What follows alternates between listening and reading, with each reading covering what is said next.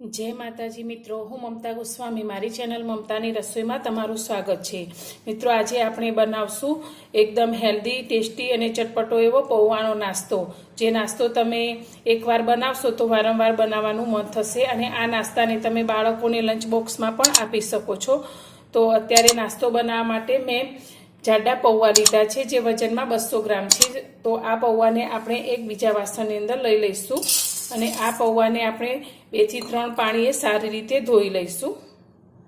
પૌવાને મેં 2 પાણીથી સારી રીતે ધોઈ લીધા છે। તો હવે આપણે આ પૌવાને 10 મિનિટ માટે રેસ્ટ આપીશું। 10 મિનિટ જેવું થઈ ગયું છે, તો હવે આપણે પૌવાને જોઈ લઈશું। તો આપણા પૌવા એકદમ સરસ રીતે પાણીથી ફૂલી અને આ રીતે સોફ્ટ થઈ ગયા છે અને એકદમ છૂટા છૂટા આપણા પૌવા તૈયાર થયા છે। તો તમે જોઈ શકો છો એકદમ સરસ રીતે આપણા પૌવા ફૂલી ગયા છે। तो हवे आपणे आ पौवानी अंदर मसाला करी लईशुं।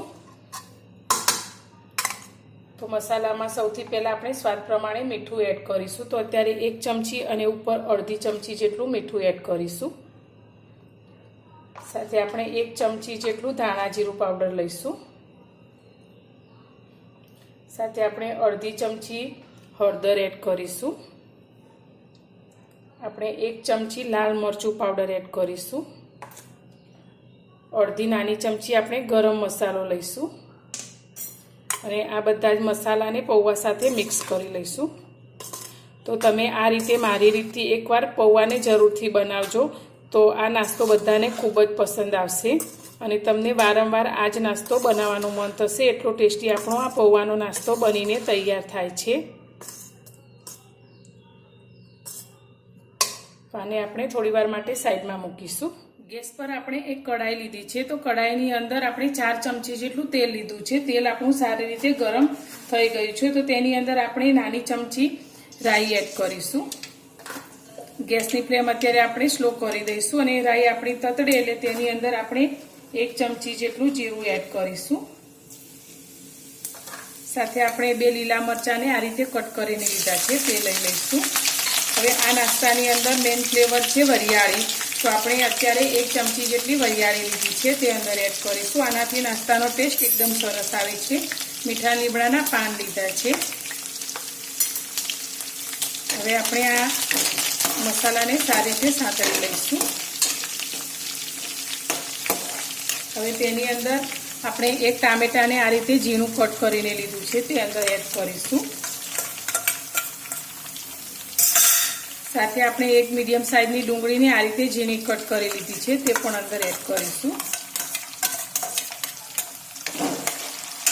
अने आने आ रीते 30 सेकंड जेटલું આપણે એને સાતળવાનું છે। આપણે આનો કાચો ટેસ્ટ ના રહે તે રીતે નથી સાતળવાનું, પણ આપણે તે થોડુંક જ સોફ્ટ થાય અને તેનો ક્રન્ચી ટેસ્ટ રહે તે રીતે તેને આપણે પકવીશું।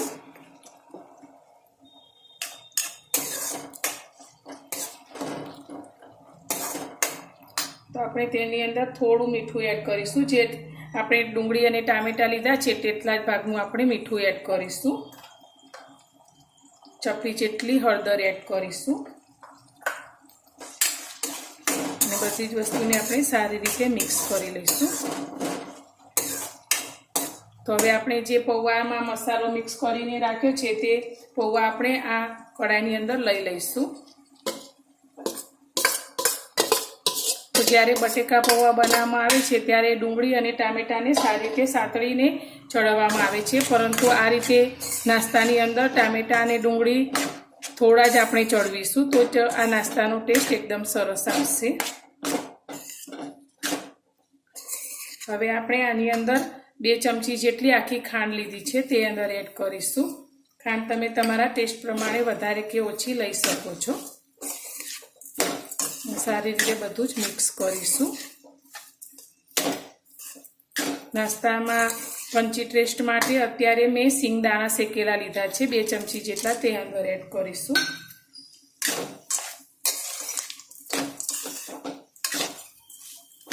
साथे आपणे लीला धाणा लीधा छे ते एड करीशुं।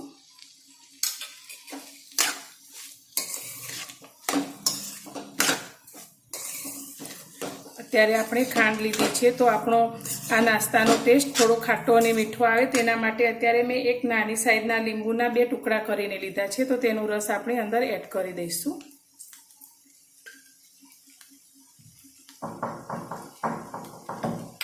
બધી જ વસ્તુને આપણે 2 મિનિટ માટે આ રીતે હલાવીને સારી રીતે મિક્સ કરી લઈશું, જેથી આપણે જે આખી ખાંડ અંદર એડ કરી છે તે પણ સારી રીતે ઓગળી જશે અને બધા જ મસાલા સારી રીતે પૌવાની અંદર ભળી જશે.